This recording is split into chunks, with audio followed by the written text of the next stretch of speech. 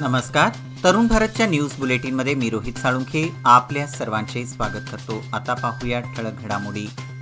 जिल्हा प्रशासन, जिल्हा पंचायत, कन्नड आणि संस्कृती खाते तसेच महानगरपालिका बेळगाव यांच्या संयुक्त विद्यमाने छत्रपती शिवाजी महाराज जयंती उत्साहात साजरी करण्यात आली. शहापूर येथील छत्रपती शिवाजी महाराज उद्यानामध्ये महाराजांच्या मूर्तीला मान्यवरांच्या हस्ते पुष्पहार अर्पण करून अभिवादन करण्यात आले.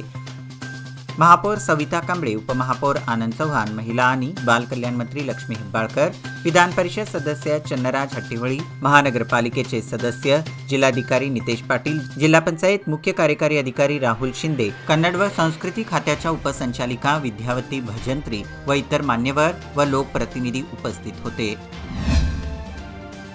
बेळगाव रेल्वे स्थानकावर छत्रपती शिवाजी महाराज, भारतरत्न डॉक्टर बाबासाहेब आंबेडकर यांचे शिल्प तसेच जगज्योती बसवेश्वर यांची प्रतिमा अद्याप बसवण्यात आलेली नाही. हा या राष्ट्रपुरुषांचा अवमान असून येत्या 15 दिवसात रेल्वे प्रशासनाने याची दखल न घेतल्यास शिवशक्ती व भीमशक्तीच्या वतीने या प्रतिमा व शिल्प बसवण्यात येतील असा इशारा रेल्वे प्रशासनाला देण्यात आला. छत्रपती शिवाजी महाराजांच्या जयंतीनिमित्त सोमवारी शिवशक्ती व भीमशक्ती रेल्वे स्थानक परिसरात एकवटली होती. सकल मराठा समाजाचे संयोजक रमाकांत कोंडुस्कर व दलित समाजाचे नेते मल्लेश चौगुले यांच्या नेतृत्वाखाली सोमवारी छत्रपती शिवाजी महाराज व भारतरत्न डॉक्टर बाबासाहेब आंबेडकर यांच्या प्रतिमेचे पूजन करण्यात आले. यावेळी रेल्वे प्रशासनाला 15 दिवसांचा अल्टिमेटम देण्यात आला. येत्या 15 दिवसात प्रतिमा न बसविल्यास स्वतः प्रतिमा बसवू असा इशारा रेल्वे प्रशासनाला देण्यात आला.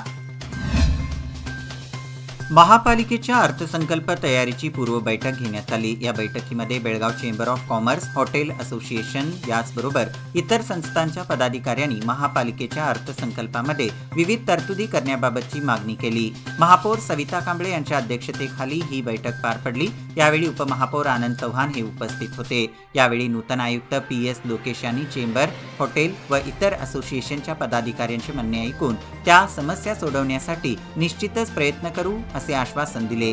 यावेळी उपायुक्त उदयकुमार तळवार, हॉटेल असोसिएशनचे पदाधिकारी विठ्ठल हेगडे, आरोग्य अधिकारी डॉक्टर संजीव नांद्रे, पर्यावरण विभागाचे सहाय्यक अभियंता हनुमंत कलादगी यांच्यासह इतर अधिकारी व नगरसेवक उपस्थित होते. डॉक्टरांवरील वाढते हल्ले रोखण्यासाठी पोलिसांनी गुन्हेगारावर कडक कारवाई करावी अशी मागणी करत आज बेळगाव शहरामध्ये इंडियन मेडिकल असोसिएशनच्या वतीने निषेध मोर्चा काढण्यात आला.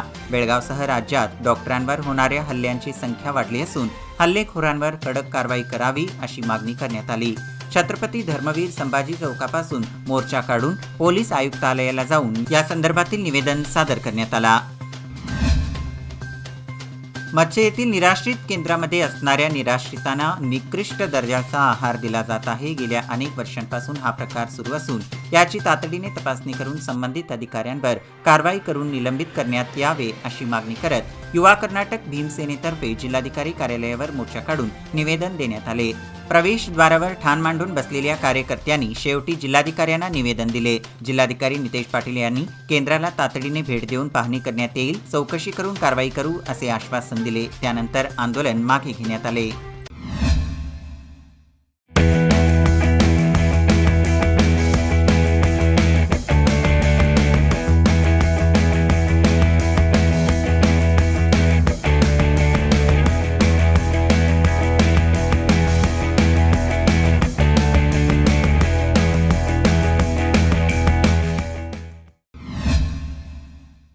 चोरल्या रस्त्यावरील जीवघेणे खड्डे चुकवण्याच्या प्रयत्नात टिप्पर पलटी झाल्याने टिप्पर चालकाला आपला जीव गमवावा लागला. ही घटना सोमवारी दुपारी 2च्या दरम्यान जांबोटी कनकुंबी रस्त्यावरील बेटणे कासार नाल्याजवळ घडली. गजानन मसनू चौगुले, वय वर्षे 24, राहणार गणेबैल असे जागीच ठार झालेल्या चालकाचे नाव आहे. बेळगावहून गोव्याकडे वाळू घेऊन जाताना कासार नाला येथील एका लहानशा वळणावर आला असता समोरील खड्डा चुकवण्याच्या नादात टिप्पर चालकाचे नियंत्रण सुटल्याने ही घटना घडली. कॅन्टोन्मेंट बोर्डमध्ये अनेक ठिकाणी विकास कामांची आवश्यकता आहे. अशा ठिकाणी आमदार आसिफ सेठ यांनी भेट देऊन तेथील परिस्थितीचा आढावा घेतला. कॅम्प येथील fish market, Hindalga, Ganpati road, CEO निवासस्थानासमोरील उद्यानाला भेट देऊन तिथे होणाऱ्या विकास कामांबाबत चर्चा करण्यात आली. जानेवारी महिन्यात झालेल्या कॅन्टोन्मेंट बोर्डच्या सर्वसाधारण बैठकीत विकास कामांना मंजुरी देण्यात आली. यामध्ये उद्यानाचा विकास केला जाणार आहे. बोर्डने निधी मंजूर केल्याने या कामांना लवकरच सुरुवात होणार आहे. यावेळी कॅन्टोन्मेंट बोर्डचे अधिकारी सतीश मन्नोळकर त्याचबरोबर इतर अधिकारी उपस्थित होते. कर्नाटक राज्य फुटबॉल संघटना, मान्यताप्राप्त बेळगाव जिल्हा फुटबॉल संघटना आणि लोकमान्य पुरस्कृत लोकमान्य चषक वरिष्ठ BDFA फुटबॉल स्पर्धेचा आज 6वा दिवस होता. पहिला सामना कॉस्मॉक्स FC विरुद्ध फॅन्को FC यांच्यात झाला. 9-1 ने कॉस्मॉक्स FC ने हा सामना जिंकला. टिळकवाडी 11 FC दर्शन युनायटेड FC मध्ये दुसरा सामना झाला. 1-0 ने दर्शन युनायटेड FC ने हा सामना जिंकला. गोवा वेस्ट बेळगाव जवळील महानगरपालिकेच्या दक्षिण विभाग कार्यालयात चोरीची घटना घडली आहे. चोरट्यांनी आता सरकारी कार्यालयांनाही लक्ष्य बनविले असून मनपाचे विभागीय कार्यालय फोडून 4 लॅपटॉप्स पळवण्यात आले आहेत. चोरीच्या या घटनेने एकच खळबळ माजली आहे. सोमवारी सकाळी ही घटना उघडकीस आली आहे. सोमवारी सकाळी 9 वाजता कर्मचारी कार्यालय उघडण्यासाठी आले असता दरवाजाला आतून कडी असल्याचे आढळून आले. चोरट्यांनी पार्टिशन फोडून कार्यालयात प्रवेश केल्याचे उघडकीस आले असून 4 लॅपटॉप्स पळवण्यात आले आहेत. यावेळी महत्त्वाची कागदपत्रे विस्कटून टाकण्यात आली आहेत. बार असोसिएशनच्या नूतन पदाधिकाऱ्यांनी सोमवारी सूत्रे स्वीकारली आहेत. यावेळी बार असोसिएशनचे नूतन अध्यक्ष ॲडव्होकेट SS किवडसन्नवर म्हणाले, सर्वांना विश्वासात घेऊन मी काम करणार असल्याचे त्यांनी स्पष्ट केले. याचबरोबर न्यायालयाच्या आवारात असलेल्या विविध समस्या दूर करणार असून वकिलांना निर्माण होणाऱ्या समस्या देखील दूर करण्यासाठी प्रामाणिकपणे प्रयत्न करेन असे आश्वासन त्यांनी दिले. मावळत्या पदाधिकाऱ्यांनी नूतन पदाधिकाऱ्यांचे स्वागत केले. यावेळी मावळते general secretary advocate Giriraj Patil यांनी सर्वांचे अभिनंदन केले. त्यानंतर सर्वांना पुष्पगुच्छ देण्यात आला. यावेळी general secretary advocate YK Divate म्हणाले, आपल्यावर जी जबाबदारी दिला आहात ती जबाबदारी प्रामाणिकपणे आम्ही पार पाडू असे त्यांनी सांगितले. लोकमान्यच्या मुदत ठेव योजना म्हणजे सुयोग्य कालावधी, सर्वोत्तम व्याजदर. आता तुमच्या गुंतवणुकीवर मिळवा 9.30% परतावा. अधिक माहितीसाठी आजच कॉल करा 1800-212-4050. योजना फक्त सभासदांकरता. नियम अटी लागू. लोकमान्य, जिथं पैसा वाढतो आणि नातं वृद्धिंगत होतं.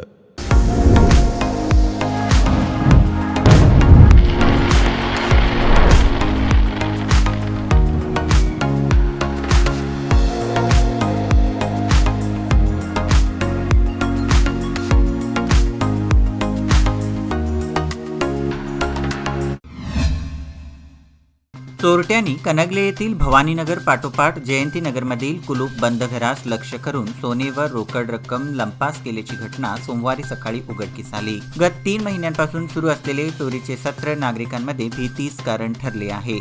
या पार्श्वभूमीवर पोलिसांनी गस्त घालावी अशी मागणी येथील नागरिकातून होत आहे. अथणी येथील अंबाजेश्वरी कोटलगी जलसिंचन प्रकल्पाच्या भूमिपूजन कार्यक्रमासाठी मुख्यमंत्री सिद्धरामय्या आणि उपमुख्यमंत्री DK शिवकुमार यांच्यासह अनेक मंत्री 29 फेब्रुवारी किंवा 1 मार्च रोजी अथणी येथे येणार असल्याची माहिती आमदार लक्ष्मण सवदी यांनी दिली. अथणी नगर परिषदेच्या प्रभाग क्रमांक 21 मध्ये 3.21 कोटी रुपयांच्या निधीतून विविध विकास कामांचे भूमिपूजन केल्यानंतर ते पत्रकारांशी बोलत होते.